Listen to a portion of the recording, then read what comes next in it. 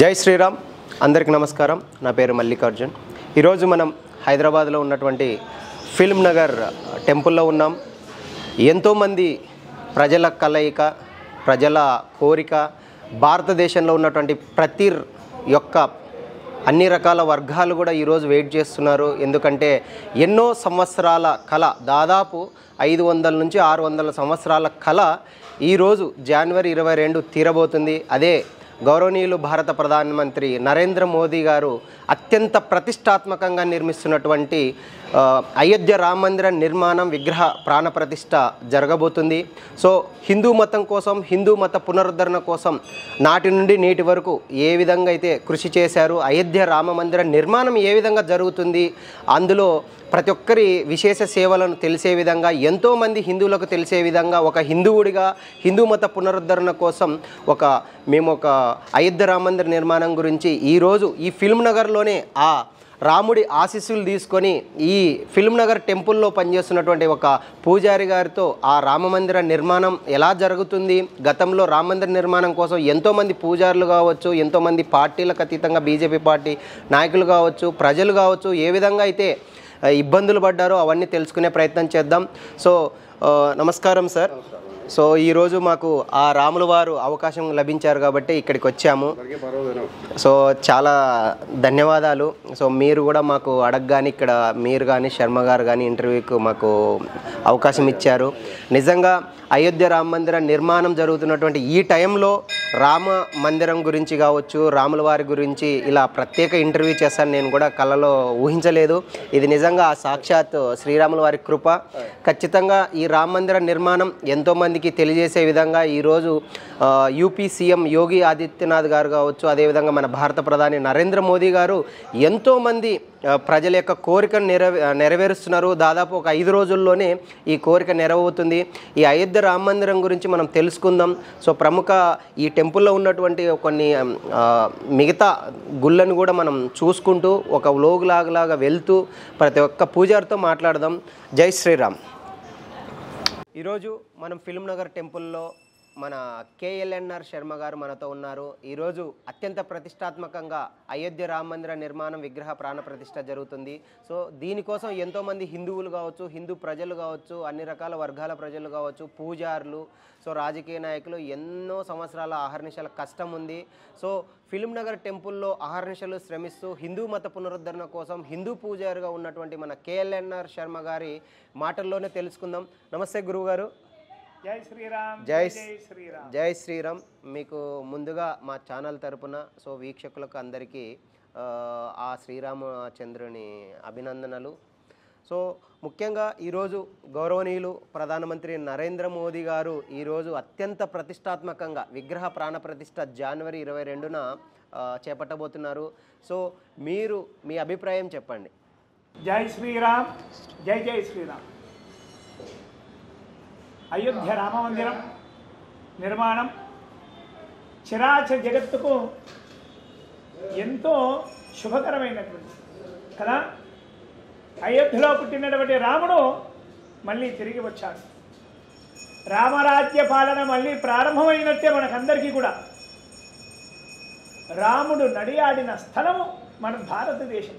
అందులో మన భాగ్యనగరంలో కూడా రామదాసుకు అనుగ్రహించినటువంటి వాడు. భద్రాచలంలో రాముల వారు ఉన్నారు అంటే మన భాగ్యనగరంలో కూడా రాముల వారు నడియాడిన స్థలం కూడా భాగ్యనగరంలో. కాబట్టి దీనికి భాగ్యనగరం అని పేరు వచ్చింది. మరి భక్తులారా,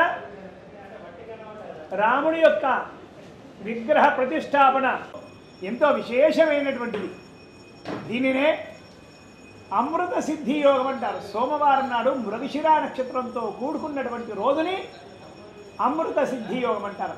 ఈ రోజున ఎవరైనా సరే భగవంతుడి యొక్క ఆరాధన చేస్తే కనుక నీ అనుకున్న కోరికలన్నీ కూడా సిద్ధిస్తాయి. ఆదివారం హస్త నక్షత్రం, సోమవారం మృగశిరా నక్షత్రం, మంగళవారం అశ్విని నక్షత్రం, బుధవారం అనురాధ నక్షత్రం, గురువారం పుష్యమి నక్షత్రం, శుక్రవారం రేవతి నక్షత్రం, శనివారం రోహిణీ నక్షత్రం. ఈ నక్షత్రాలు ఉన్నటువంటి రోజున భగవంతుడి యొక్క ఆరాధన ఎవరైతే చేస్తారో వారికి ఖచ్చితంగా సకల సిద్ధులు సిద్ధిస్తాయన్నమాట. మరి ఈ నెల 22వ తారీఖున సోమవారము మృగశిర నక్షత్రం, దీనినే అమృత సిద్ధి యోగం అంటారు. చాలా చాలా రేర్గా వస్తాయి, ఎప్పుడోసారి వస్తుంటాయన్నమాట ఇలాంటివి. ఈరోజు ఎంతో విశేషమైనటువంటిది. ఈ రోజున రాముల వారి యొక్క ప్రతిష్ఠ జరుగుతుంది కదా. మరి ఈ ప్రతిష్ఠ జరుగుతున్నప్పుడు భారతదేశంలోనే కాకుండా ప్రపంచ దేశాలలో ఎన్ని ఆలయాలు ఉన్నాయో అన్ని ఆలయాలలో కూడా సందడి వాతావరణం నెలకొని ఉంది. అంటే ఏం చేస్తున్నారు అంటే, రాముల వారి ఆలయం ఉంటేనే అక్కడ సంబరాలు జరుగుతున్నాయా? కాదు. వేరే ఆలయాలు ఉన్నా, వెంకటేశ్వర స్వామి ఆలయం ఉన్నా, శివాలయం ఉన్నా కూడా, అలాగే సుబ్రహ్మణ్య స్వామి ఆలయం ఉన్నా, గణపతి ఆలయాలున్నా కూడా సంబరాలు జరుగుతున్నాయి. ఎందుకో రాముడు జన్మించినటువంటి స్థలంలో రాముల వారు వచ్చేస్తున్నారు కదా. ఆయనకు బలాన్ని చేకూర్చాలి. మేమందరం కూడా మీ వెంబడే ఉన్నాం. ఒక రామదండులాగా ఒక వానర సైన్యం మీకు ఎంత బలం ఉందో, ఆంజనేయ స్వామి వారి అండదండలు ఎంతగానో ఉన్నాయో అంతకు మించి అండదండలు మా అందరికీ కూడా ఉన్నాయని సర్వదేవతలందరూ కూడా ఏకమై ఈ నెల 14వ తారీఖు నుండి 22వ తారీఖు దాకా 9 రోజుల దాకా ప్రతి ఒక్క ఆలయాలలో అనంత కోటి భక్తులందరూ కూడా సర్వదేవతలకు అన్ని పూజలు కూడా చేస్తున్నారు. గురుగారు, గౌరవనీయులు భారత ప్రధానమంత్రి నరేంద్ర మోదీ గారు ఈ అయోధ్య రామ మందిర నిర్మాణం జరుగుతున్నప్పటి నుంచి జనవరి 16 నుంచి రేపు జనవరి 22 వరకు ఈ గ్యాప్, ఈ మొత్తం రోజులు ఆలయం అంటే హిందూ దేవాలయాలు అంటే భారతదేశంలో ఉన్నటువంటి అన్ని చిన్న దేవాలయాల నుంచి ప్రముఖ శైవ క్షేత్రం కావచ్చు, వైష్ణవ క్షేత్రం కావచ్చు, ఏ క్షేత్రాలు అయినప్పటికీ కూడా ప్రతి ఒక్కటి స్వచ్ఛతా అభియాన్లో పరంగా హిందూ దేవాలయాలను పరిరక్షించాలి, పరిశుభ్రత కొరకు ఒక మోదీ గారు ఒక పిలుపిచ్చారు. ప్రతిపక్ష పార్టీలు కావచ్చు, మతం ముసుగులో హిందూ మతాన్ని అంతం చేయాలనే కొంతమంది మతోన్మాదులు కావచ్చు, మత శక్తి వ్యతిరేకులు కావచ్చు, వాళ్ళందరూ నరేంద్ర మోదీ గారు చెప్తే మేము చేయాలనా, అసలు ఎక్కడో అయోధ్య రామ మందిర నిర్మాణం జరిగితే ఇక్కడ గుడి మనము పరీక్షణ చేయాలా అని కొంతమంది వితండవాదం చేస్తున్నారు మేధావుల ముసుగులో. వాళ్ళపై మీ అభిప్రాయం? మంచి ప్రశ్న వేశారు. మనము ఎన్నోసార్లు ఎన్నో చూస్తున్నాం. అనుభవజ్ఞులకైతే కనుక అర్థమవుతుంది. ఎవరైనా సరే ఒక మంచి పని తలపెట్టినారంటే అది 100% పరిపూర్ణమైనటువంటి పని. ఆ పనిని విచ్ఛిన్నం చేయడానికి 99 శక్తులు ప్రయత్నం చేస్తూనే ఉంటాయి. అక్కడ మిగిలిందేమిటి? ఒక్కటి నంబర్ 1, ఎప్పటికీ నంబర్ 1. 1వ స్థానం ఎప్పటికీ 1వ స్థానమే. రామమందిర నిర్మాణము నిన్న మొన్నటిది కాదు, ఎన్నో సంవత్సరాల యొక్క కళ. అసలు నేనే అనుకోలేదు రామమందిర నిర్మాణము నేను జీవించి ఉన్నంతకాలం అవుతుందా కాదా అని సందిగ్ధంలోనే ఉండేవాడిని. నేను చాలాసార్లు కూడా అనుకునేవాడిని, ఈ జన్మ కాదేమో, తర్వాత నా పిల్లలైనా చూస్తారో చూడరో రామమందిర నిర్మాణం, ఆ తర్వాత పిల్లలు చూస్తారో చూడరు అనుకున్నాను. కానీ మన ప్రియతమ భారత ప్రధాని నరేంద్ర మోడీ గారు వారిని సర్వదేవతలు ఆవహించి ఉన్నారు, సర్వదేవతలు అనుగ్రహించారు వారిని. కాబట్టే అయోధ్యలో రామ మందిర నిర్మాణం జరుగుతుంది. మన అక్కడ ముఖ్యమంత్రి ఆదిత్యనాథ్ యోగి గారు, వారు సాక్షాత్ హనుమంతుడి యొక్క రూపంలో అక్కడ రామ మందిరాన్ని నిర్మింపడానికి పూనుకున్నారు. మరి ఇంకేం కావాలి? సర్వదేవతల యొక్క శక్తి నరేంద్ర మోడీలో ఉంది. వానర సైన్యం, వానర దండు యొక్క అనుగ్రహం, వానర రాజు యొక్క అనుగ్రహం ఆదిత్యనాథ్ యోగిలో ఉంది. ఇంకేం కావాలి? ఏ శక్తులు ఎన్ని అడ్డుకున్నా కూడా ఆ శక్తులన్నీ కూడా పడాపంచలైపోతాయి.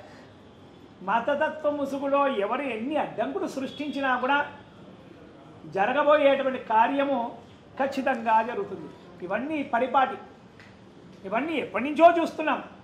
ఎన్నో అడ్డంకులు ఎన్నో ఎదుర్కొన్నాం మన భారతదేశంలో కదా.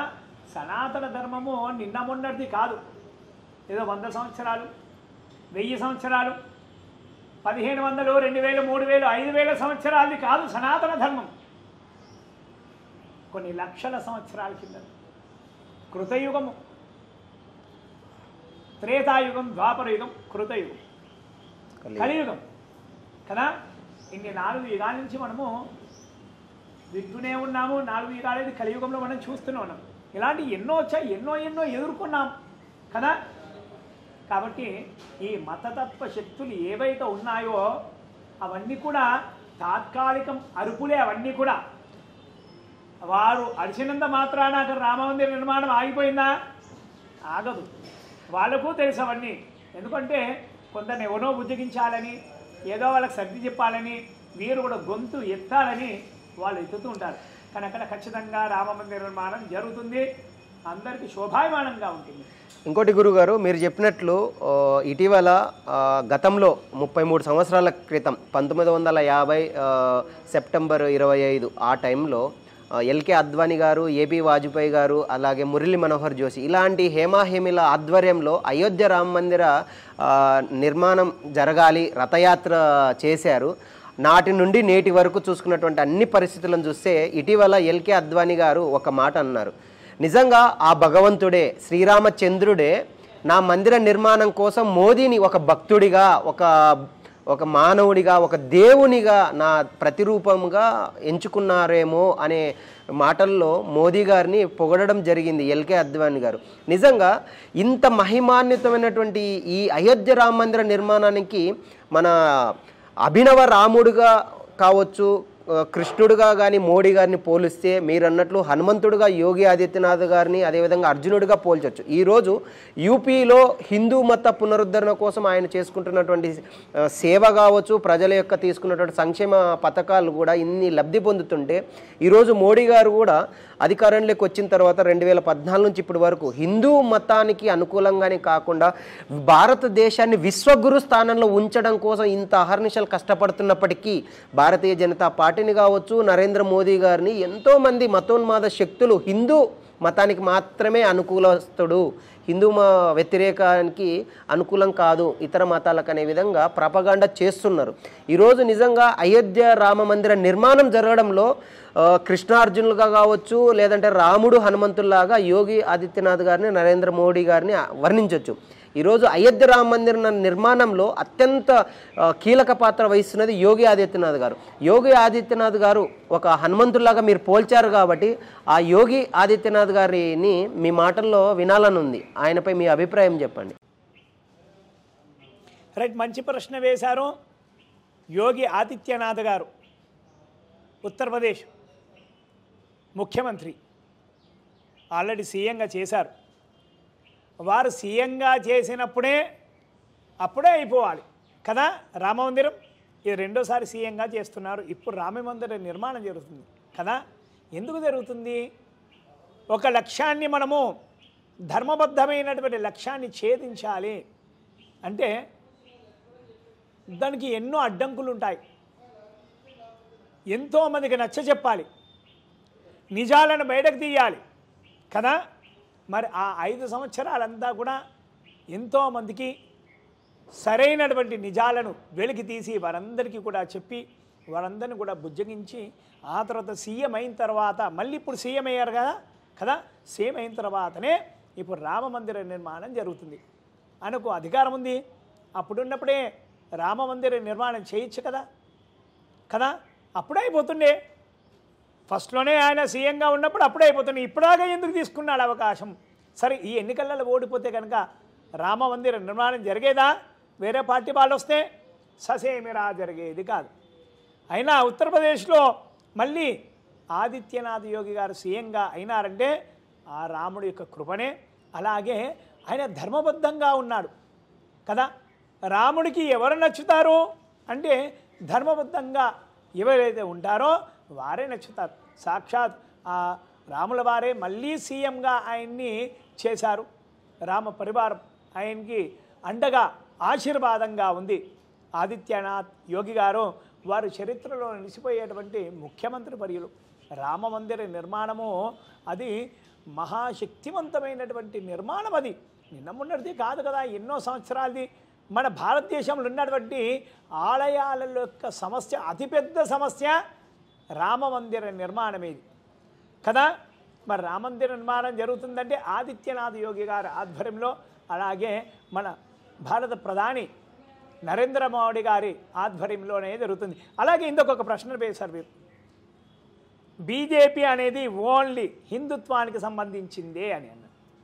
సరే రైట్, నేను అన్నారు కాబట్టి దీన్ని మీ ముద్ర కూడా వేశారు చాలామంది కూడా, ఇది ఒక హిందుత్వానికి సంబంధించిందే బీజేపీ అని కదా. అలాగా అని మనం చూస్తే కనుక అప్పటి నుంచి ఇప్పటిదాకా మరి నరేంద్ర మోడీ గారి పరిపాలనలో వేరే ఇతర మతస్థులకు ఏమైనా ఇబ్బందులు కలిగినాయా ఎవరికైనా? నిజంగా చూస్తే కనుక ఇతర మతస్థులకు ఎక్కడా కూడా చిన్నపాటి ఇబ్బందులు ఎక్కడా కూడా కలగలేదు. చరిత్ర మనం చూడవచ్చు. ఇతర మతస్థులు అన్ని మతాల వారికి నరేంద్ర మోడీ గారు సరిసమానంగానే హక్కులు ఇచ్చాడు. ప్రత్యేకంగా ఒక హిందుత్వానికి ప్రత్యేకమైనటువంటి హక్కులు ఇచ్చారు అని ఎక్కడైనా కానీ ఉన్నాయా అన్నారా? ఒక రామమందిర నిర్మాణాన్ని వారు వాడుకున్నారు అని అంటున్నారు. బీజేపీ వాళ్ళు వాడుకున్నారు, విహెచ్పి వాళ్ళు వాడుకున్నారు, ఆర్ఎస్ఎస్ వాళ్ళు వాడుకున్నారు. కాదు, వారి ఆరాధ్య దైవంగా వారు కొలిచారు. ఆరాధ్య దైవము వేరే, వాడుకోవడము వేరే కదా. వీరు ఒక ఆరాధ్య దైవంగా రాముణ్ణే పెట్టుకున్నారు. అవును, మా ఇంటి దేవుడు వేములవాడ రాజరాజేశ్వర స్వామి, నాకు ఎంతోమంది దేవుళ్ళు ఎవ్వరున్నా కూడా వేములవాడ రాజరాజేశ్వర స్వామిని నేను కొలుస్తాను అంతే. నా ఎజెండా అని కాదది, నా ఇంటి దైవం అది. అలాగే బీజేపీ వారికి ఇంటి దేవుడు శ్రీరాముడు వారే, ఆర్ఎస్ఎస్ వాళ్ళకి, విహెచ్పి వాళ్ళకి, వారందరికీ కూడా రాముల వారి ఇంటి దేవుడుగా భావించారు వాళ్ళు. కాబట్టి వారి మీద ఒక ముద్ర వేశారు. వీరు మతతత్వ పార్టీ వారు ఇది హిందుత్వానికే సపోర్ట్ ఇస్తారని. నిజంగా హిందుత్వానికే సపోర్ట్ ఇస్తే కనుక ఇప్పుడున్న ప్రస్తుత భారతదేశంలో ఇతర మతాల వారు ఎవ్వరు కూడా ఉండేవారు కాదు. ఇంకోటి గురుగారు, మీరు అన్నట్లు బీజేపీ అంటే భారతీయ జనతా పార్టీ మాత్రమే కాదు, భారత్ యొక్క ఆత్మ. సో హిందూ మత పునరుద్ధరణే కాదు, ప్రతి ఒక్క బడుగు బలహీన వర్గాల ప్రజలు కావచ్చు, ప్రతి ఒక్కరి అన్ని రకాల వారిని మేము ముందుకు తీసుకెళ్తామని చెప్తూ ఈరోజు అత్యంత ప్రతిష్టాత్మక అయోధ్య రామ మందిర నిర్మాణం చేస్తుంటే కొంతమంది అంటే మేధావులు కావచ్చు, ఇంకా ఇతర రకాల మతస్థులు కావచ్చు, అదేవిధంగా పూజారులు కూడా కొంతమంది ఈ అయోధ్య రామ మందిర నిర్మాణానికి మేము వెళ్ళము అని చెప్పేసి అంటున్నారు. దీని మీద ఒక విమర్శ ఉంది. అంటే శివయ్యని అంటే శివముని మీరు దర్శనం చేసుకోరు, శవాలను మాత్రమే దర్శనం చేసుకుంటారని చెప్పేసి కొంతమంది ఆధ్యాత్మిక ముసుగులో ఉన్నటువంటి కొంతమంది హేతువాదులని సోషల్ మీడియా వేదికగా చాలామంది హిందువులు ట్రోల్స్ చేస్తున్నారు. సో స్వామీజీ లాంటి ఒక ప్రముఖ పూజారుల కావచ్చు, గురువుల స్థానంలో ఉన్నటువంటి కొంతమంది వ్యక్తులు ఎన్నో సంవత్సరాలు, దాదాపు 700 సంవత్సరాల యొక్క ప్రతి ఒక్క హిందువు కోరిక, కళ ఈరోజు అయోధ్య రామ మందిర నిర్మాణం జరుగుతుంటే వాళ్ళు మేము దర్శించము, ఇది మాకు అంటే ఏదైనా ఆగమ నియమాలకు కావచ్చు, రకరకాల నియమాలకు కావచ్చు వ్యతిరేకంగా జరుగుతుందని చెప్పేసి కొంతమంది దీనిపై కక్ష కట్టారంటారా, లేదంటే వాళ్లకు రాని ప్రాచుర్యం కేవలం కొంతమందికి వస్తుంది అని మాత్రమే అంటారా? రైట్, మంచి ప్రశ్న వేశారు వీరు. ఈ సమస్య ఉత్పన్నమైంది అంటే ఆగమశాస్త్ర విరుద్ధంగా జరుగుతుంది ప్రతిష్టాపన. ఎందుకు జరుగుతుంది? అక్కడ జరగట్లేదు. నాకు తెలిసి వారు అపోహపడుతున్నారేమో అనిపిస్తుంది. వారు నిజంగా అలా జరుగుతుంది అని మీకు అనిపిస్తే మీరే వెళ్ళండి, స్వయంగా వెళ్ళి అక్కడ మిమ్మల్ని కాదనే వారు ఎవరున్నారు? ప్రధానమంత్రి గారు కాదంటారా? ఆదిత్యనాథ్ యోగి గారు కాదని అంటారా? భారతదేశానికి 4 పీఠాలు, ఆ పీఠాలకు అధిపతులు మీరు కదా, మిమ్మల్ని కాదంటారా? కాదని అనరు. మీకెవరో నాకు తెలిసి అంటే నేను అనుకుంటున్నాను ఎవరో తప్పుడు సమాచారం ఇచ్చుంటారు. కాబట్టి ఆ విధంగా శాస్త్ర విరుద్ధంగా పూజలు నిర్వహించబడుతున్నాయి అనేది అపోహ మాత్రమే. వాళ్ళు ఏమనుకుంటు ప్రచారం ఏమని జరుగుతుందంటే చాలామంది కూడా రాముడి విగ్రహం తీసుకువెళ్ళి ఆ నరేంద్ర మోడీ గారి భుజాలపైన మోసి తీసుకుపోయి ఇలా నిలబెడతారు అక్కడ అన్నట్టుగా ప్రచారం చేస్తున్నారు. ఎక్కడైనా అలా జరుగుతుందా? జరగదు. ఆ యంత్రం పెట్టేది ఎవరు? బ్రాహ్మణులే. ప్రధాన అర్చకులు ఎవరైతే ఉంటారో వాళ్ళు. ఉపచార పూజలు ఇప్పుడు విగ్రహ ప్రతిష్టన జరిగేటప్పుడు బయట విగ్రహాలను ధాన్యాదివాసము, శయ్యాదివాసము, క్షీరాదివాసము, పుష్పాదివాసం, ఫలాదివాసం ఎన్నో వాసాలు చేస్తుంటాం. ఆ వాసాలు చేస్తున్నప్పుడు ఏంటంటే యజమానులు ఎవరైతే ఉంటారో ఆలయం నిర్మించేటువంటి యజమానులు వారు రాజుల్లాంటి వారే కదా. పూర్వకాలంలో రాజులే కదా దేవాలయాలన్నీ కూడా నిర్మించినాయి.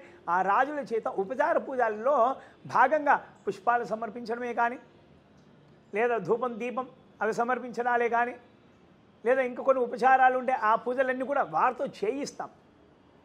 చేయించి వారికి తీర్థప్రసాదాలు ఇస్తాం. చాలా మటుకు ప్రచారం ఏ విధంగా జరుగుతుందంటే బీజేపీ అధినేతలు ఎవరైతే ఉన్నారో ప్రధాన వాళ్ళే తీసుకుపోయి గర్భాలయంలో రాముల వారి యొక్క విగ్రహాన్ని నిలబెడతారు, కూర్చుని పెడతారు అన్నట్టు ఒక ప్రచారం జరుగుతుంది. అది సరైన ప్రచారం కాదు, తప్పది. అలా ఎక్కడైనా జరుగుతుందా? జరగదు. అది రాంగ్ ఇన్ఫర్మేషన్. వాళ్ళకి ఎవరో మాటలు తప్పుగా చెప్పినారేమో అని నేను అనుకుంటున్నాను. కాబట్టి వాళ్ళు ఆ విధంగా స్పందించి ఉండవచ్చు. నాకు తెలిసి వారు కూడా మళ్ళీ విగ్రహ ప్రతిష్టాపనకు వెళ్తారు ఖచ్చితంగా. వాళ్ళు మళ్ళీ ఇది మనస్పర్ధలన్నీ కూడా తొలగిపోతాయి. వారికి ఎవరో రాంగ్ ఇన్ఫర్మేషన్ ఇచ్చినట్టున్నారు. ఉపచార పూజలు రాజు చేయకుండా ఇంకెవరు చేస్తారు? అంత పెద్ద ఆలయం కదా, భారతదేశానికే అతిపెద్ద ఆలయం. ఇంకోటి గురూజీ మీరు చెప్పినట్లు ప్రపంచంలోనే అతిపెద్ద 3వ దేవాలయం. ఇప్పుడు దాదాపు 2.77 అంటే దాదాపు 3 ఎకరాల విస్తీర్ణంలో జరుగుతుంది. ఈవెన్ భూకంపం 10 తీవ్రతతో వచ్చినా కూడా తట్టుకుంటుంది. అదేవిధంగా బాలరాముడి మీద సూర్యకిరణాలు ప్రసరించేలా డిజైన్ చేస్తున్నారు. ఒక్క ఇనుప కడ్డి కూడా వాడకుండా అక్కడ కట్టడం కడుతున్నారు.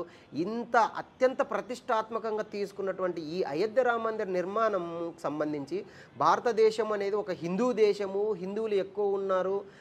అయినప్పటికీ ప్రతి ఒక్కరికి రామ భక్తులకు కావచ్చు, హనుమంత భక్తులకు కావచ్చు, ఈ అయోధ్య రామ మందిర నిర్మాణంలో జరుగుతున్నటువంటి అయోధ్య రాముడిని తాకినటువంటి పాదాలను తాకినటువంటి అక్షింతలు ప్రతి ఒక్క రామ భక్తుడికి అందాలని చెప్పేసి దేశంలో అత్యంత ప్రతిష్టాత్మకంగా ఈరోజు అయోధ్య రామ మందిర నిర్మాణం జరుగుతున్నందుకు అక్షింతల పంపిణీ జరుగుతుంది. ఈ అక్షింతల పంపిణీ విషయంలో కావచ్చు, కొంతమంది మతోన్మాద ముసుగులో కావచ్చు, కొంతమంది ఇంకా స్వామీజీలు కావచ్చు, ప్రజలు కావచ్చు, కొంతమంది వ్యక్తిగతంగా దూషణ చేస్తున్నారు. ఒక మతాన్ని మనం గౌరవించకపోయినా పర్లేదు, కానీ వారి మతం యొక్క ఆచారాలను, సంస్కృతిని, సంప్రదాయాలను గౌరవించాలి. అక్షింతల విషయంలో కూడా వ్యంగ్యాస్త్రాలు చేస్తున్నారు చాలామంది. అంటే అంధభక్తులు అనొచ్చా వాళ్ళని, లేదంటే మూఢ విశ్వాసాలని నమ్మని ఒక హేతువాదులుగా పేర్కొనొచ్చా? వాళ్ళ మీద మీ వ్యాఖ్యలు ఏంటి? రైట్, మంచి ప్రశ్న వేశారు. అక్షతల మీద నాకు కూడా ఎన్నో ఫోన్లు వచ్చాయి. ఎంతోమంది భక్తులు కూడా అడిగినారు. పంతులు గారు రామాలయ ప్రతిష్ట కూడా జరగలేదు, విగ్రహ పూజకు అంకురార్పణ కూడా చేయలేదు, గణపతి పూజ కూడా చేయలేదు, అక్షతలు ఎక్కడి అని చాలామంది కూడా అడిగినారు. భక్తులకు అందరికీ చెప్పినాను, ఈ అక్షతలు ఎక్కడి అంటే శంకుస్థాపన చేసినటువంటి అక్షతలు ఉన్నాయి మనకు. అక్షతలు అందరికీ డిస్ట్రిబ్యూట్ చేయడం జరుగుతుంది. రామ మందిర నిర్మాణం ఇక్కడే అని శంకుస్థాపన గడ్డపార వేసి మనం శంకుస్థాపన చేస్తాం, భూమి పూజలు అవన్నీ కూడా చేస్తాం కదా, దాని అక్షతలు అన్నమాట ఇవి. అందరూ కూడా సరిగ్గా చెప్పలేకపోతున్నారు. ఈ అక్షతలు పూజ కాకముందు వచ్చినాయి, ఎక్కడి అక్షతలు అని చాలామంది కూడా అడుగుతున్నారు. ఈ అక్షతలు భూమి పూజ చేసినప్పుడు వంటి అక్షతలు, మనం అక్షతలతో పూజిస్తాం కదా, ఆ అక్షతలు కొన్ని తీసుకున్నారు. అందరికీ అంటే అక్షతలు భారతదేశమే కాదు, ప్రపంచ నలుమూలలు కూడా వెళ్తున్నాయి. అన్ని అక్షతలతో పూజించారా? కాదు కదా. ఇప్పుడు మా దగ్గర కూడా కొన్ని అక్షతలు వచ్చాయి. మా దగ్గర కనీసం లేలేనో ఒక 1 కిలో మంది అక్షతలు వచ్చాయి. ఆ అక్షతలు కనీసం లేలేనో ఒక 3-4 వేల మందికి పంచాం. 1 కిలో అక్షతలు 3-4 వేల మందికి పంచుతామా? మనం పంచలేం కదా. మేము కొన్ని అక్షతలు కలిపి రాముల వారి ఆలయంలో స్వామివారి పాదాల దగ్గర అర్చించి, అమ్మవారి యొక్క పాదాల దగ్గర కూడా అర్చించి, లక్ష్మణుడి యొక్క పాదాల దగ్గర కూడా అర్చించి, ఆ అక్షతలు మళ్ళీ వచ్చి దీనిలో కలిపి అక్షతలందరికీ కూడా పంచుతాను. చాలామంది కూడా అడిగారు మాకు, ఈ అక్షతలకు రాముల వారి ప్రతిష్టాపనే కాలేదు, పోనీ కళ్యాణం కూడా కాలేదు, కళ్యాణం అక్షంతలు ఇచ్చినా కూడా దాన్ని ఏమన్నా అనుకోవచ్చు చేయదు.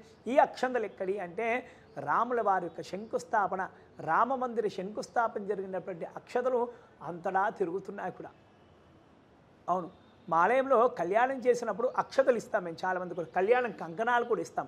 ఎవరో చూస్తారు, అమ్మ ఎక్కడి మీకు అవి కంకణం ఎక్కడిది, అక్షతలు ఎక్కడి, మీ శిరస్సు పైన వేసుకుంటున్నారు, ఇట్లా ప్రధాన ఆలయంలో అక్కడ ఇలా జరిగిన మాకు కూడా కొన్ని కావాలి అనగానే వాళ్ళు మళ్ళీ మాకు ఫోన్ చేస్తారు. వాళ్ళని చూసి ఇంకోరు, వాళ్ళని చూసి ఇలా ఇలా ఇలా ఇలా ఇలా రాముడి యొక్క అక్షతలు పెరిగిపోయినాయి భారతదేశంలో. చాలామంది మాకు కావాలి అక్షతలు, మాకు కావాలి. అరే భక్తులు చాలామంది కూడా అడుగుతున్నారు. రాముడి యొక్క ప్రభంజనము శంకుస్థాపన నుంచే ప్రారంభమైంది. అది అక్షతల రూపంలో ఇంకా ప్రారంభమైపోయింది. అందరికీ అక్షతలు పంచుదామని అందరూ కూడా కంకణం కట్టుకొని అందరూ కూడా అక్షంతలు పంచడం జరుగుతుంది. రాముడు వారి యొక్క అక్షంతలు అంతటా కూడా తిరుగుతున్నాయంటే ప్రధాన కారణము ఇదే తప్ప ఇంకేమీ లేదు. దీనిపైన ఇక అరుస్తుంటారు, చేస్తున్నారు, వాళ్ళ పని వాళ్ళది. ఒకటి నేను ఎవరికైనా కానీ ఒకటి చెప్పదలుచుకున్నాను. ఎవరైనా వ్యంగ్యాస్త్రాలు అంటే నానా విధాలుగా మాట్లాడుతుంటారు. వారికి సమాధానం మనం చెప్పాలి. చెప్పకపోతే అవి నిజమవుతాయి, అవి బలపడుతుంటాయి కూడా కదా. వాళ్ళు అలాగే అడుగుతుండాలి, మేము ఇలాగ చెప్తూనే ఉండాలి. అలా వాళ్ళు అడగకపోతే అర్థం లేదు, మేము చెప్పకపోతే పరమార్థం లేదు కదా. వాళ్ళు అడుగుతూనే ఉండాలి, మేము చెప్తూనే ఉండాలి. అడిగేవాళ్ళు అడగని కదా, చెప్పేవాళ్ళము అడిగేవాడు ఒక్కడైతే కనుక చెప్పేవాళ్ళు 100 మంది ఉన్నారు మన సనాతన ధర్మంలో కదా. అడిగేవాడు చెడు ఆలోచనతో అడిగేవాడు ఒక్కడు. సనాతన ధర్మంలో మంచిగా చెప్పేవాడు ఆ ఒక్క ప్రశ్నకు 100 మంది ఉన్నారు. అలా 100 మంది ఉంటే 1000 మంది ఉంటారు, 1000 మందికి 1,00,000 మంది ఉంటారు. కాబట్టి అడిగేవాడు కూడా ఉండాలి. అడగకపోతే చెప్పేవాడు లేడు కదా కదా. ప్రజలు జ్ఞానవంతులు ఎప్పుడు అవ్వాలి అంటే అడిగేవాడిని కూడా మనం దూషించకూడదు కూడా. వారికి మనం సరైన సమాధానం, వారికి అర్థమయ్యే విధంగా సమాధానం చెప్పాలి. మనం చెప్పిన సమాధానం వారికి అర్థం కాలేదంటే వాడు అవివేకి కదా, వాడికి మనం సమాధానం చెప్పాల్సిన అవసరం లేదు. ఇంకొకటి గురువుగారు, మీరు చెప్పినట్లు ఒక అబద్ధాన్ని ఇదే నిజం అని చెప్పేసి ప్రజలకు కావచ్చు, విషయం తెలియని వాళ్ళకు కూడా అది చెప్తుంటే రాను అదే అబద్ధాన్ని నిజం అనుకుంటారు. కానీ వాస్తవంగా ఏ రోజుడికైనా అబద్ధమే తేలుతుంది, నిజమనే తేలుతుంది. మీరు చెప్పింది వాస్తవం అది. ఇంకొకటి, ఈరోజు జనవరి 22వ తారీఖు అయోధ్య రామ మందిర నిర్మాణం విగ్రహ ప్రాణప్రతిష్ఠ జరుగుతుంది. కాబట్టి ప్రతి ఒక్కరూ ప్రతి ఇంట కావచ్చు, దేవాలయంలో కావచ్చు ఒక దీపం వెలిగించండి. భారతదేశం నలుమూలల దివ్యమానంగా మనది నిలబడిపోతుంది, మన భారతదేశం విశ్వగురు స్థానంలోకి వెళ్ళబోతుంది అని నరేంద్ర మోదీ గారు మళ్ళీ ఒక పిలుపు ఇస్తే, సో గతంలో అంటే కాంగ్రెస్ ప్రభుత్వం కావచ్చు, హేతువాదులు కావచ్చు, మతోన్మాద శక్తులు కావచ్చు, మిగతా వాళ్ళు అంటే ఓర్వలేనటువంటి కొన్ని రకాల అసాంఘిక శక్తులు నిజంగా దీపం వెలిగిస్తే భారతదేశం వెలిగిపోతుందా అనే ఒక వాళ్ళని నిజంగా జ్ఞానవంతులనాలో లేదంటే మేధావి తన ముసుగులో ప్రజలని విచ్ఛిన్న కారణాలలో తెలియదు. కానీ మీడియా ముఖంగా ఇలాంటి వారిపై మీరు ఇచ్చే సందేశం ఏంటి? దీపం యొక్క ప్రాముఖ్యత ఏంటి? రైట్, అట్లా దీపం వెలిగించడం వల్ల జరిగే మంచి ఏంటి? రైట్, మంచి ప్రశ్న వేశారు. నేను ఇంతకుముందే చెప్పాను, ప్రశ్న ఉంటేనే జవాబు ఉంటుంది కదా. ప్రశ్న జవాబు లేకపోతే కనుక ప్రశ్న ప్రతి ఒక్కరిని డామినేట్ చేస్తుంది కదా. అది ఒక చెడు శక్తిలాగా. అదే జవాబు వచ్చేసరికి ప్రశ్న ఏమవుతుంది, వీక్ అయిపోతుంది కదా. ఈ మతతత్వ శక్తులే కానీ ఈ సూడో సెక్యులరిస్టులు ఉంటారు చాలామంది కూడా. మేము అన్ని మతాల వారిని సరసమానంగా చూస్తామంటే ఇది భారతదేశము హిందూ దేశం. నిజంగా చెప్పాలంటే హిందూ దేశంగా దీన్ని చేసేయాలి. చేసేస్తే ఈ అరిసే వాళ్ళు ఉన్నారు కదా, భారతదేశాన్ని వదిలిపెట్టేసి వెళ్ళిపోతారు. మనకు ఫ్రీడమ్ వస్తుంది. నువ్వు అడుగుతున్నావు, అడుగు, ఒక సందేహంగా ఒక ప్రశ్నలాగా అడుగు. కానీ అడిగేది ఏంటంటే విషం జిమ్మేటువంటి ప్రశ్నలు ఉంటాయి, కొన్ని విషం జిమ్మేటి మంచి వాళ్ళని చెడగొట్టేటువంటి ప్రశ్నలు వేస్తుంటారు వాళ్ళు అంతా. సో వాళ్ళు కొన్ని ఎలా అంటే ప్రశ్నలు వాళ్ళకి అర్థం కావు, ఏదో వేసేయాలి. వాళ్ళు ఏం చేస్తారో చూద్దామా, ప్రజల్ని విచ్ఛిన్నం చేయాలి, మొత్తము విష సంస్కృతి లాగా ప్రచారం చేయాలి సనాతన ధర్మాన్ని అని ఆలోచిస్తున్నా. అది ఎప్పటికీ కాదు. నేను చాలామంది కూడా నేను చెప్పుకున్నాను, సనాతన ధర్మం అనేది ఎప్పటికీ పరిఢవిల్లుతూనే ఉంటుంది. ఇది నూతనంగా బ్రిటిష్ వాళ్ళు పాలించారు, దానికన్నా ముందు ముస్లిం రాజులు కూడా పాలించారు, ఎన్నో ఆలయాలు ధ్వంసం చేశారు. మరి హిందుత్వం నశించిపోయిందా? ఎన్నో ఆలయాలు భూగర్భంలో నీలవట్టం చేశారు. ఈ సనాతన ధర్మం, హిందూ ధర్మం నశించిందా? తర్వాత వీళ్ళు కూడా వచ్చారు, బ్రిటిష్ వాళ్ళు వచ్చి వాళ్ళు కూడా చాలా మటుకు కూడా తొక్కేశారు. నశించిందా? నశించలేదు. ఇది సనాతన ధర్మం ఎప్పుడు కూడా పరిడవిల్లుతూనే ఉంటుంది నూతనంగా. ప్రతిరోజు సూర్యుడు ఏ విధంగా ఉదయిస్తాడు, చంద్రుడు ఏ విధంగా ఉదయిస్తాడు, అదే అంతే నూతనంగా ఈ సనాతన ధర్మం ఉంటుంది. ఇక చాలామంది కూడా ఎన్నో ఎన్నో అంటుంటారు. వాళ్ళకొక్కడే సమాధానం నిజంగా చెప్పాలంటే భారతదేశాన్ని హిందూ దేశంగా ప్రకటించాలి. ఇంకొకటి ప్రకటిస్తేనే అందరూ నోరు మూసుకొని ఉంటారు. ఇంకోటి గురుగారు, మీరు చెప్పినట్లు అంటే హిందూ పురాతన సంస్కృతి సాంప్రదాయాలు, హిందూ సనాతన ధర్మం అనేది ఈనాటిది కాదు. గతంలో మీరు చెప్పినట్లు సింధు నాగరికత తీసుకున్నా, ఆర్యుల నాగరికత తీసుకున్నా, అదేవిధంగా ముస్లింలు పాలించే కాలం కావచ్చు, బ్రిటిష్ కాలం కావచ్చు, స్వాతంత్రం తర్వాత చూసుకున్నప్పటికీ కూడా హిందూ మతం అనేది అంటే హిందూ పురాణాలు వెలుగులోకి రాకుండా, హిందూ మత గ్రంథాలను అంతరించిపోయేలాగా, సంస్కృతిని నాశనం చేసేలాగా అగ్నిలో కూడా కొన్ని రకాలైన హిందూ గ్రంథాలను అంతం చేశారని చెప్తారు. అటువంటి క్లిష్ట సమయాల్లో అంటే ముస్లింలు పరిపాలించే ఒక సమయంలో కూడా హిందూ మత పునరుద్ధరణ కోసం, హిందూ మత వ్యాప్తి కోసం ఛత్రపతి శివాజీ మహారాజ్ లాంటి ఒక వ్యక్తికి అతను వ్యక్తి కాదు శక్తి అని చెప్పేసి సాక్షాత్ పార్వతీదేవి కాళికామాత రూపంలో ఒక ఖడ్గాన్ని ప్రత్యక్షమై ఖడ్గం ఇచ్చిందంట హిందూ మత పునరుద్ధరణ కోసం. ఇప్పుడు నరేంద్ర మోదీ గారు ఈరోజు భారత్ను విశ్వగురు స్థానంలో నిలబెట్టడం కోసం, హిందూ మత సాంప్రదాయాలను, హిందూ మత పునరుద్ధరణ కోసం ఏకతాటిని తీసుకొచ్చే ప్రయత్నం చేస్తున్నారు. అంటే అభినవ ఛత్రపతి శివాజీ మహారాజుగా పేర్కొనొచ్చా? చక్కగా ఒక మాట మనకు భగవద్గీతలోని శ్రీకృష్ణ పరమాత్మల వారు చెప్పారు, యథా యథా హి ధర్మస్య గ్లానిర్భవతి భారత ధర్మ సంస్థాపనార్థాయ సంభవామి యుగే యుగే. కదా భగవంతుడు ఏమని చెప్పాడు? ఎక్కడైతే క్లిష్ట పరిస్థితులు వస్తాయో, అధర్మం పెచ్చురిల్లిపోతుందో అప్పుడు నేను ఖచ్చితంగా అవతరిస్తాను అని చెప్పారు కదా. మరి అధర్మం పెచ్చురిల్లిపోయినప్పుడు, అధర్మం తాండవం చేస్తున్నప్పుడు భగవంతుడు ఖచ్చితంగా ఉద్భవించాల్సిందే.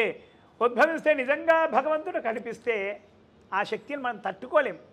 భగవంతుడు ఏ విధంగా కనిపిస్తాడంటే మానవ రూపంలోనే కనిపిస్తాడు కదా. మనకు మానవ సేవయే మాధవ సేవ అని కూడా చెప్పుకున్నారు. మానవుడి యొక్క శరీరంలో ఆ భగవంతుడి యొక్క అణువంత శక్తి నిండి ఉండి ఈ కార్యాలను నడిపిస్తుంది ధర్మ మార్గాన్న. కాబట్టి భగవంతుడు ఏదో ఒక రూపంలో రావచ్చు. ఇప్పుడు నా రూపంలో ఉంటే నేను రామందిరం కట్టిస్తే కనుక నా రూపం, నా శక్తి సరిపోతుందా? సరిపోదు. మీరే ఉన్నారు, వీరి రూపంలో వెళ్ళి రామమందిర నిర్మాణం కట్టిస్తే సరిపోతుందా? ఆ శక్తి సరిపోతుందా? ఆ పవర్ అనేది సరిపోదు. ఎందుకంటే మరి సాక్షాత్ ప్రధానమంత్రి వారు ఉన్నారు, వారి చేతిలో సర్వశక్తులు ఉన్నాయి, అధికారాలు కూడా ఉన్నాయి కదా. భగవంతుడు ఎవరిని ఎప్పుడు ఎన్నుకోవాలో, ఏ రూపంలో అవతరించాలో, ఏ శరీరాన్ని ఆవహించాలో ఆయనకన్నీ తెలుసు భగవంతుడికి. కాబట్టి నరేంద్ర మోడీ గారు రూపంలో వెళ్ళారు. కానీ భక్తులారా చాలామంది కూడా రాంగ్ ఇన్ఫర్మేషన్గా తీసుకుంటున్నారు, రాంగ్ ఇన్ఫర్మేషన్కి గురవుతున్నారు. ఇది ఓన్లీ ఒక బీజేపీ చేస్తుంది అని అనడం తప్పు. భారతదేశ ప్రధానిగా ఆయన కర్తవ్యం. ఇప్పుడు ఎంతోమంది మనం రాజులను కూడా పూర్వకాలంలో కూడా చూసాం. ఆ రాజులు కూడా చాలా ఆలయాలు కూడా కట్టించారు, ఎన్నో ఆలయాలు కదా. అది వారి యొక్క బాధ్యత. అదొక ధర్మ మార్గంలో ఒక కార్యాచరణ అది. మరి నరేంద్ర మోదీ గారి వారు కూడా ఉన్నారు.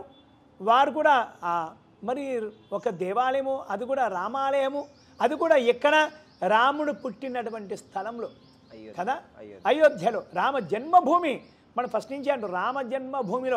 అదే వేరే చోట ఎక్కడో రాముడు ఎక్కడో భద్రాచలం దగ్గర ఇంకెక్కడో నడిచిన చోట నడయాడిన స్థలం, లేదా ఆయన కూర్చున్నటువంటి స్థలం, లేదా ఆయన ఎక్కడో జపం చేసుకున్నటువంటి స్థలం అక్కడెక్కడో కట్టించట్లేదే. అక్కడ కట్టిస్తే వెళ్తారా? ప్రధాని గారు వెళ్ళారు కదా. మెయిన్ పాయింట్ రాముడు ఎక్కడ జన్మించాడు, రాముడి యొక్క బలమైన ఆధారాలు ఎక్కడ ఉన్నాయి, ఎక్కడ తేలాయి పరిశోధనలు అంటే అయోధ్యలోనే తేలాయి, అక్కడ బాబ్రీ మసీద్ దగ్గర కదా. కాబట్టి అక్కడ శక్తి అనేది ఉంది, రాముడి యొక్క శక్తి అక్కడ తిరుగుతుంది, రాముడు అక్కడ ఉన్నాడు. కాబట్టి ఇంత పెద్ద సమస్యగా అయింది. ఆ సమస్య అంతా కూడా సమసిపోయింది కూడా. వాళ్ళు అటువైపున వాళ్ళు ఒప్పుకున్నారు, వాళ్ళకు కూడా స్థలం ఇచ్చాము కదా, మన స్థలం మనం కూడా తీసుకున్నాము. ఇంకోటి గురుగారు, మీరు చెప్పినట్లు బాబ్రీ మసీద్ ఒకటే కాదు, చరిత్రను గమనించిన ప్రస్తుతం కొన్ని చోట్ల మనం టెంపుల్స్ని గమనించిన వాస్తవంగా టెంపుల్స్ ఉన్నప్పుడు టెంపుల్స్ని కూలగొట్టి టెంపుల్స్ స్థానంలో డోమ్లు కట్టి మసీదులని కట్టారని చెప్పేసి ఆనవాళ్ళు కనిపిస్తున్నాయి. చాలా ఉన్నాయి, చాలా అంటే కోకుళ్ళలు. భారతదేశంలో దాదాపు 50% ఆలయాలు, మన భారతదేశంలో 50% ఆలయాలు అన్నీ కూడా కొల్లగొట్టి వాటిపైన మసీదులు కట్టి ఉన్నాయి. నిజంగా అది వాళ్ళకు కూడా తెలియదు. కానీ నిజంగా చెప్పాలంటే ఒక మాట మాత్రం నేను సూటిగా చెప్పగలను, భారతదేశంలో ఉన్నటువంటి ముస్లింలందరూ కూడా నిజంగా చెప్పాలంటే వారి పూర్వీకులందరూ కూడా హిందువులే. బయట దేశాల నుంచి వచ్చినటువంటి రాజులు, ముస్లిం రాజులు ఇక్కడ ఉన్నటువంటి హిందువులనందరినీ కూడా భయభ్రాంతులకు గురి చేసి వారిని బ్లాక్మెయిల్ చేసి వారిని మత మార్పిళ్ళు చేసినారు. మత మార్పిళ్ళు చేస్తే వారందరూ కూడా అదే మతానికి అలవాటైపోయి వాళ్ళ మతాన్ని వాళ్ళు కూడా చక్కగా ఆచరిస్తూ వాళ్ళు పెంపొందించుకుంటున్నారు. వారి ధర్మం వారిది, దాంట్లో తప్పేం లేదు. నిజంగా చెప్పాలంటే ఇక్కడ ఉన్న వారందరూ కూడా మ్యాక్సిమం 99% ఇతర మతస్థులు అందరూ కూడా హిందువులే. దానికన్నా ముందు ముస్లిం రాజులు కూడా పాలించారు. అప్పుడు కూడా చాలామందిని భయభ్రాంతులకు గురి చేసి బ్లాక్మెయిల్ చేసి వారిని మతంలో ఒక మార్పిడి చేసుకున్నారు. అలాగే క్రిస్టియన్స్ వచ్చినారు, వీళ్ళు కూడా బ్రిటిషర్స్ వాళ్ళు కూడా వచ్చినారు. వాళ్ళు కూడా వచ్చి వాళ్ళకి అనుకూలంగా ఉండాలి, వాళ్ళ రాజ్యపాలనకు అనుకూలంగా ఉండాలని కూడా వాళ్ళు కూడా భయభ్రాంతులకు గురి చేసి బ్లాక్మెయిల్ చేసి మన హిందువులనే మత మార్పిడి చేసినారు. అలా మత మార్పిడి అయిన తర్వాత వాళ్ళు ఇక్కడే స్థిరపడి ఉన్నారు. వీళ్ళంతా వదిలిపెట్టి వెళ్ళిపోయారు కదా. ముస్లిం రాజులు కూడా వాళ్ళందరూ కూడా నశించిపోయారు. అలాగే బ్రిటిషర్స్ కూడా వాళ్ళు వెళ్ళిపోయినా కూడా ఈ మతం మారిన వాళ్ళు అలాగే ఉన్నారు. కాబట్టి అయ్యో భారతదేశంలో మనమున్న స్థలంలో మనమున్నాం, సరే మన ఆచారాలు మనం చేద్దామని వాళ్ళు అట్లనే వారి యొక్క మతం మారిన తర్వాత ఏ ఆచారాలు ఉన్నాయి ఆచారాలు పాటిస్తూ వస్తున్నారు. వాళ్ళ సంతతి పెరుగుతుంది. నిజంగా చెప్పాలంటే 100% వాళ్ళందరూ కూడా హిందువులే. గురూజీ, మీరు చెప్పినట్లు భారతదేశంలో హిందువులు 80% పైగా మెజారిటీ పీపుల్ ఉన్నారు. హిందువులు ఎక్కువగా ఉన్నటువంటి ఈ భారతదేశాన్ని హిందూ దేశంగా, హిందుస్థాన్గా పిలిచారు. కానీ ఇటువంటి దేశాన్ని సెక్యులర్ దేశంగా ప్రకటించిన తర్వాత అన్ని రకాల మతాలని, అన్ని రకాల మతస్థులని ఈరోజు నరేంద్ర మోదీ గారు కావచ్చు, భారతీయ జనతా పార్టీ కావచ్చు, రకరకాల హిందూ మతస్థులు కావచ్చు, ప్రతి ఒక్కరిని గౌరవిస్తున్నారు. మన రాజ్యాంగం కూడా ఏం చెప్తుందంటే ఒక మతాన్ని గౌరవించాలి, ఇంకొక మతాన్ని దూషించకూడదు అని చెప్తారు. ఈరోజు నరేంద్ర మోదీ గారు 9 సంవత్సరాల పాలనలో చూస్తే గత 75 సంవత్సరాల పరిపాలనను కానీ ఇప్పుడుని అంతకు మించి ధీటుగా పరిపాలన ఇస్తూ కేవలం సేవ, సుపరిపాలన, ప్రజా సంక్షేమం కోసం కృషి చేస్తూ కాశీ నుంచి కన్యాకుమారి వరకు ఈరోజు ప్రజా సంక్షేమ ప్రభుత్వ పరిపాలన కొనసాగిస్తున్నారు. ఇటు ముస్లింలకైనా ఇప్పుడు జమ్మూ కాశ్మీర్లో ఉన్నటువంటి అత్యంత వివాదాస్పద ఆర్టికల్ 370 రద్దు చేయడం కావచ్చు, ముస్లిం మహిళలకు అండగా ఉండే విధంగా ట్రిపుల్ తలాక్ను కావచ్చు, ఇలాంటి హేమీలని, అదేవిధంగా హిందూ మతానికి సంబంధించి కాశీ విశ్వేశ్వర ఆలయంలో ఆలయ పునరుద్ధరణ కావచ్చు, అయోధ్య రామ మందిర్ నిర్మాణం కావచ్చు, గుళ్ళు కావచ్చు, గోపురాలు కావచ్చు, అదేవిధంగా టూరిజం డెవలప్మెంట్కి సంబంధించి కూడా ఇన్ని రకాల అభివృద్ధి కార్యక్రమాలు చేస్తూ భారత్ను విశ్వగురు స్థానంలో, ప్రపంచంలో ఉన్నటువంటి అన్ని అగ్రగామి దేశాలు కూడా భారతదేశాన్ని ఒక ఆదర్శంగా తీసుకొని భారత్ని నంబర్ 1 స్థానంలో పెట్టాలని నరేంద్ర మోదీ గారు దాదాపు 24 గంటల్లో 18 గంటలు పనిచేస్తుంటే కేవలం భారతీయ జనతా పార్టీని కావచ్చు, మోదీ గారిని హిందూ మతానికి మాత్రమే అనుకూలస్తుడని, ఇతర మతాలకు, అది ముస్లిమ్స్ కావచ్చు, క్రిస్టియన్స్ కావచ్చు, వ్యతిరేక అని చెప్పేసి చాలామంది మతోన్మాదంలో కావచ్చు, మతం ముసుగులో ఇలా విమర్శిస్తున్నారు. ఇలాంటి వాళ్ళకందరికీ మీడియా ముఖంగా మీలాంటి పెద్దలు ఇలాంటి వ్యాఖ్యలపై ఒక సమాధానము చెప్పండి అంటారు. ఎంతవరకు అబద్ధం అంటారు? భక్తులారా, ఎక్కడైనా సరే నేను ఒక మాట చెప్తున్నా వినండి. ఒక మంచి పని జరుగుతున్నది, ఆ పని ధర్మబద్ధంగా వెళ్తుంది, పరిపూర్ణంగా వెళ్తుంది.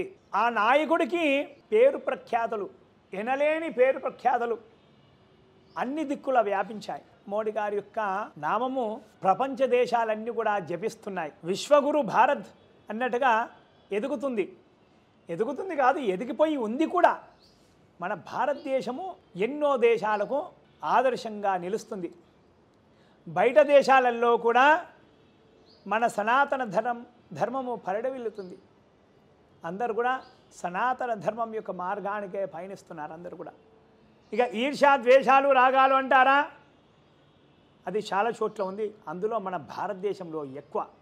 మన నరేంద్ర మోడీ గారు ఎంత డెవలప్ చేశారు భారతదేశాన్ని అంటే కనుక ఇంతకుముందున్నటువంటి పార్టీలు 75 సంవత్సరాలు పాలించినా 70 సంవత్సరాలు పాలించినా 50 సంవత్సరాలు పాలించినా కూడా చెయ్యలేనటువంటి అభివృద్ధి నరేంద్ర మోడీ గారు ఒక 10 సంవత్సరాల లోపట్లనే ఉన్నత శిఖరాలకు చేర్చాడు భారతదేశాన్ని. మన భారతదేశానికి మళ్ళీ నరేంద్ర మోడీ గారు ఇంకొక 10 సంవత్సరాలు ఆ భగవంతుడి యొక్క అనుగ్రహం వల్ల ఇంకొక 10 సంవత్సరాలు నరేంద్ర మోడీ గారు ప్రధానమంత్రిగా ఉంటే కనుక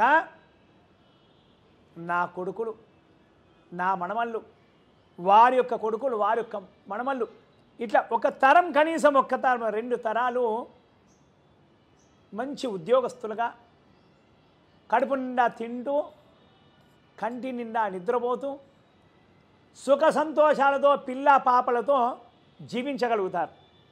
లేదంటే చాలా చాలా కష్టం అవుతుంది. భక్తులారా, భవిష్యత్తు ఇంకొక 10 సంవత్సరాలు 15 సంవత్సరాలన్నా ఖచ్చితంగా నరేంద్ర మోడీ గారు ఉండాలి. భారతదేశము అన్నపూర్ణేశ్వరిగా సూర్యచంద్రుడు ఉన్నంత మటుకు ఉంటుందన్నమాట. ఉన్నటువంటి భారతదేశంలో ఉన్నటువంటి అందరూ, నేను ఒక హిందువుల గురించి చెప్పట్లేదు, అన్ని మతస్థుల వారు ఉన్నారు, అన్ని మతాల వారు ఉన్నారు. అన్ని మతాల వారు కూడా నరేంద్ర మోడీ గారికి సపోర్ట్ చేయాలి. అది మీకు తెలుసు, నేను 100% ఒప్పుకుంటాను. మనసులో మీ అందరికీ కూడా నరేంద్ర మోడీ గారు ఉంటారు, కానీ పైకి మాట్లాడాలి, వ్యతిరేకంగా మాట్లాడాలి. మాట్లాడకపోతే మాకు పూట గడవదు, మమ్మల్ని ఉన్నటువంటి 10 మంది మెచ్చుకోరు అని అనుకుంటూ పైకి ఏదో మాట్లాడుతుంటారు. కానీ భారతదేశం పరిపూర్ణంగా అన్నపూర్ణేశ్వరిగా విరాజిల్లుతుందంటే కనుక, చక్కగా ఒక రారాజుగా అన్ని దేశాలకు ధీటుగా జవాబు చెప్తుంది అంటే కనుక అదొక్క నరేంద్ర మోడీ గారితోనే సాధ్యమవుతుంది. ఇక ముందు కూడా సాధ్యం అవుతుంది కూడా. మన భవిష్యత్తులో మన పిల్లలు, వారి ముందు తరాల వారు అందరూ కూడా సుఖ సంతోషాలతో ఉండాలి, కడుపు నిండా తిండి తినాలి, కంటి నిండా నిద్రపోవాలి అంటే కనుక నరేంద్ర మోడీ గారికి సపోర్ట్ చేయాలి. ఎందుకు చేయాలి? అగో నిన్న మొన్నటి దాకా నుంచి పని చేస్తున్నారుగా, ఆ పని ఎక్కడ దాకా పోయింది? ప్రపంచ దేశాలకు అధిపతిగా, ఎకానమీగా మన భారతదేశం 3వ స్థానంలో ఉంది ఇప్పుడు ప్రస్తుతం చూస్తే కనుక కదా. 3వ స్థానం అంటే మామూలు మాటన చిన్న విషయం కాదు, అది ఎవరికీ తెలీదు కదా. ఇక కొందరు అంటుంటారు ఆకలి చావులు ఉన్నాయి, అవి ఉన్నాయి, ఇవి ఉన్నాయి, ఎన్నో ఉన్నాయి. మరి నువ్వు అంటున్నావు కదా, అనేవారు ఎవరైతే ఉన్నారో ఆ ఆకలి చావుల దగ్గర వెళ్ళి ఆ ఆకలి చావులు చావకుండా చూడు చేయటువంటి బాధ్యత నీది కాదా? నువ్వు చేయొచ్చు కదా. ఎక్కడో అల్లంత దూరాన్ని ఉన్నటువంటి నరేంద్ర మోడీ గారే వచ్చి అక్కడ చేయాలి. ఆ ప్రభుత్వం వారి అధికారంలో ఉందా? అన్నం పెట్టడానికి, ఒక మనిషికి ఆకలిందంటే అన్నం పెట్టడానికి నేనైనా సరే పెడతాను, నువ్వైనా సరే పెడతావు కదా. ఎక్కడో ఉన్నటువంటి నరేంద్ర మోడీ గారు పెట్టాలని ఏమీ లేదు కదా. ఎన్నెన్నో సంక్షేమ పథకాలు అందరికీ కూడా నోటి దాకా అందుతున్నాయి కదా. మనం సురక్షితంగా కంటికి నిండా నిద్రపోతున్నాం, భద్రతా లోపం లేకుండా చక్కగా నిద్రపోతున్నాం. మన భారతదేశం యొక్క రక్షణ వ్యవస్థ పటిష్టంగా ఉంది అంటే అదంతా కూడా నరేంద్ర మోడీ గారి యొక్క చలివే. ఇప్పుడు రాను కూడా భారతదేశం యొక్క రక్షణ వ్యవస్థ అన్ని దేశాల కంటే ధీటుగా ఉంటుంది. ఇక మనం నిజంగా చెప్పాలంటే మన భారతదేశము ఎంత ఎత్తుకు ఎదిగిపోయిందంటే నిజంగా ఇప్పుడు ఆల్రెడీ ఉంది స్థానంలో, విశ్వగురు అంటున్నారుగా, అంత స్థానంలో ఉందన్నమాట. అది ఇంకా మళ్ళీ ఇంకా ముందు కూడా మన పిల్లలు అందరూ కూడా, అంటే నేను ఒక్క హిందువులకే చెప్పట్లేదు, అన్ని మతాల వారు చెప్తున్నా, అన్ని వర్గాల వారు చెప్తున్నారు. అన్ని వర్గాల వారు కూడా చక్కగా సుఖ సంతోషాలతో ఉండాలి కదా. నా గురించి ఒక్కరిని స్వార్థంగా, నా హిందువుల కోసమే స్వార్థంగా నేను చెప్పట్లేదు, వేరే మతాల వారికి అందరికీ కూడా చెప్తున్నాను. భారతదేశంలో ఉన్నటువంటి అన్ని వర్గాల వారికి కూడా చెప్తున్నారు. ఇక ముందు తరాల వారు, మీ పిల్లలు కానీ, మనమల్లే కానీ, మనమరాళ్ళే కానీ ఎవరైనా సరే సుఖ సంతోషాలతో ఉండాలి, పిల్ల పాపలతో చక్కగా ఉండాలి, కంటి నిండా నిద్రపోవాలి, కడుపు నిండా అన్నం తినాలి, చేతి నిండా పని ఉండాలి. మన భారతదేశం నుంచి ఏ ఒక్క వ్యక్తి ఇతర దేశాలకు పోయినా కూడా సకల మర్యాదలు, సకల గౌరవాలు పొందాలి అంటే కనుక ఇక ముందు కూడా మనకు భారతదేశం యొక్క ప్రధాని నరేంద్ర మోడీ గారే ఉండాలి. నరేంద్ర మోడీ గారు ఆరోగ్యపరంగా తప్పుకున్నా కూడా అక్కడ వెనుకాల అమిత్ షా ఉన్నారు. అమిత్ షా గారు కూడా ఆరోగ్యపరంగా తప్పుకున్నా కూడా ఇంకెవరున్నారు? ఆదిత్యనాథ్ యోగి ఉన్నారు. ఆయన కూడా ఆరోగ్యపరంగా తప్పుకున్నా కూడా రాజస్థాన్ సీఎం ఇప్పుడు ఇంకొకరు వచ్చారు, ఆయన కొలుస్తారు. ఆయన కాకుండా ఇంకొకరు.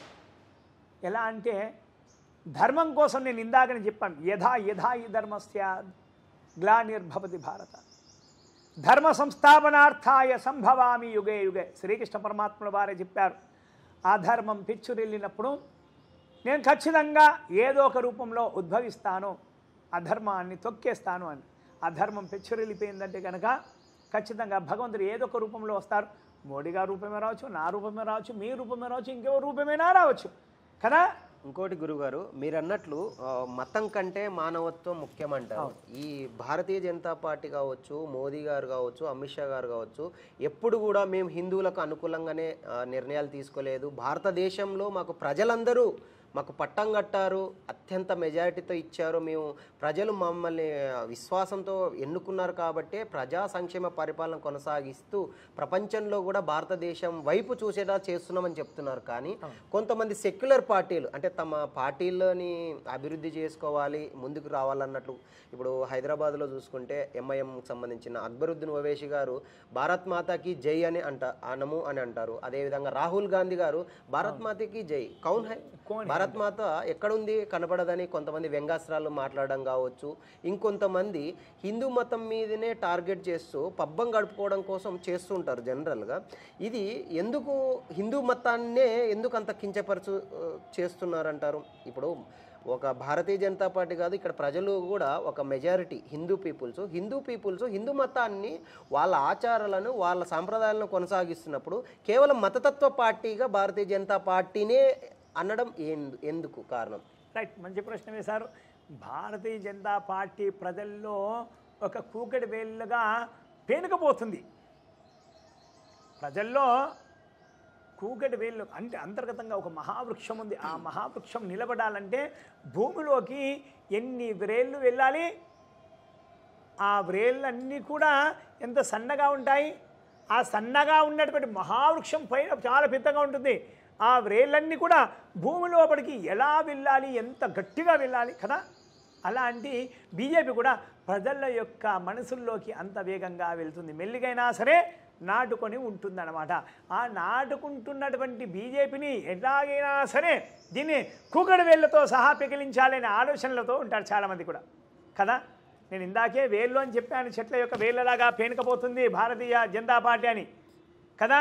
అలాగే ఆ చెట్టుని కూడా కూకడి వేళ్ళతో సహా పెకిలించేయాలి. మరి వాళ్ళ యొక్క ప్రజల యొక్క మనసులో మనం ఉన్నామంటే, మనం ఇన్నేళ్ళ నుంచి మనం పార్టీ పెట్టుకున్నాము, మనం ఇంత పోరాడుతున్నాం అంత పోరాడుతున్నాం, మన పార్టీ అంతా కూడా వృధా అయిపోతుంది, ప్రజలందరూ కూడా మర్చిపోతారు. మన శ్రమంతా కూడా, మనమే శ్రమించినా కూడా మన శ్రమంతా కూడా వృధా అయిపోతుంది. అంటే ఏం చేయాలి? ఈ రాజకీయంలో కొన్ని ఎత్తుగడలు ఇవన్నీ కూడా రాజకీయంలో ఎత్తుగడలు. మమ్మల్ని మర్చిపోవద్దు, మేము కూడా ఇంకా ఉన్నాము, మేము కూడా పొలిటికల్గా మేము ఉన్నాము ఇంకా అని ఇవన్నీ సూచనలు అన్నమాట. ఇవి కామన్, ఒక రాజకీయ ఎత్తుగడల్లో ఇవన్నీ కూడా కామన్. ఇంకా ఏదో ఒకటి మాటలంటారు, ఏదేదో ఒక మాటలంటారు, ఇంకేదో తీస్తారు.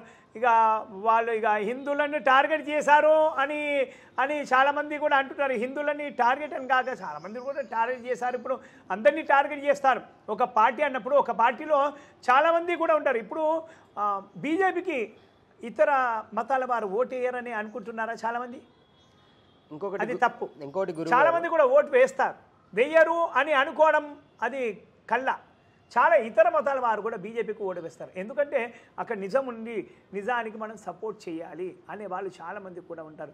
ఏంటంటే ఇతర మతాల వారికి ఏం చేస్తున్నారంటే వాళ్ళ మతస్థుల ఉనికిని కాపాడుకోవడానికి, వారి యొక్క పీఠాన్ని స్థానాన్ని కాపాడుకోవడానికి అలా కొన్ని మాటలు విసురుతూ వాళ్ళల్లో విషబీజాన్ని నాటుతూ ఉంటారు. ఇక వాళ్ళు ఎక్కడికి పోరు, మన చేతుల్లోనే ఉంటారు కాబట్టి వాళ్ళతో మనం ఏ విధంగానే కానీ ఆడుకోవచ్చు, చేయొచ్చు అని వాళ్ళ ఉనికిని కాపాడుకోవడానికి వేసేటువంటి రాజకీయ ఎత్తుగడలే తప్ప ఇంకేమి కావు.